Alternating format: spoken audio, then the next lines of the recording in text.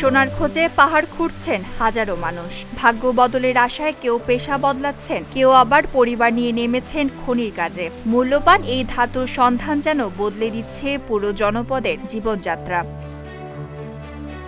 সকাল হলেই শুরু হয় ব্যস্ততা। মাটি ও পাথরের স্তর সরিয়ে সম্ভাব্য সোনার সন্ধান করছেন শ্রমিকরা।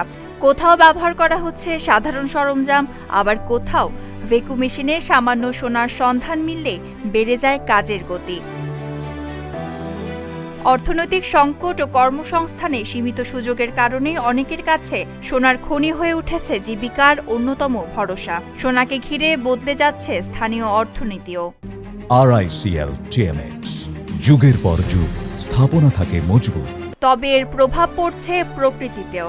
নির্বিচারে খননের কারণে পাহাড়ে তৈরি হচ্ছে বড় বড় গর্ত, বদলে যাচ্ছে আশেপাশের ভূদৃশ্য। তারপরেও থেমে নেই সোনার সন্ধান, কারণ অনেকের কাছে এই খনি পরিবারের খাবার জোগানের অন্যতম মাধ্যম। সোনার আশায় প্রতিদিন পাহাড়ে নামছেন মানুষ, আর বদলে যাচ্ছে জীবন ও প্রকৃতি। Desk report, Dhaka post.